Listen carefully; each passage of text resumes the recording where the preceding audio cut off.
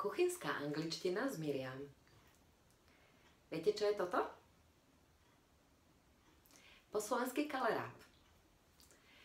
A dnes som mala hodinu angličtiny s Lenkou a hľadala som nejakú mnemotechnickú pomôcku, ako si to rýchlo zapamätať slovo kaleráp, ktoré sa po anglicky píše kohlrabi.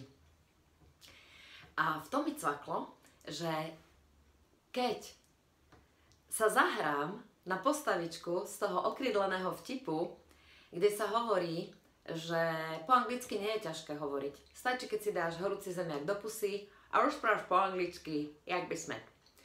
Tak stačí, keď sa zahrám na takúto postavičku a už viem vysloviť a zapamätať si slovo kaleráp. Kohlrabi. Dám pomyslený horúci zemiak do pusy a poviem slovo kalerābi. Kohlrabi. Skúste to zopakovať. Zemiak šup do pusy a again. Kohlrabi. Kohlrabi. A kohlrabi je kaleráp. Po česky kedlubna.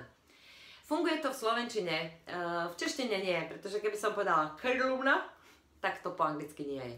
Ale kohlrabi je správne výslovnosť slova kaleráp v angličtine. Takže ešte raz, zopakujte so mnou.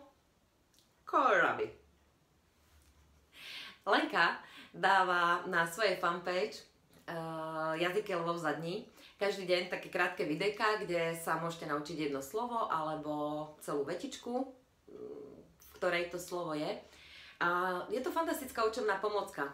Takže odporúčam, učte sa angličtinu s Lenkou, aby ste, a nie s Miriam len taká kuchynská, jednorázová, na slovo kohlrabi, aby ste mohli cestovať a pri cestovaní využívať tú angličtinu.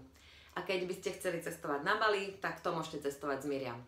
Dám pod videjko link, kde sa prekliknete na stránku s Miriam na Bali.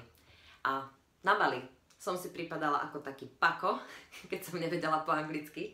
A preto som potrebovala poriadne prefackať a začať sa tú angličtinu učiť poriadne. Takže prajem krásny deň. Wife kohlrabi v my hand. Pozdravujem z hniezda a odporúčam, učte sa angličtinu, majte sa a hrajte sa, hoci aj pri učení angličtiny.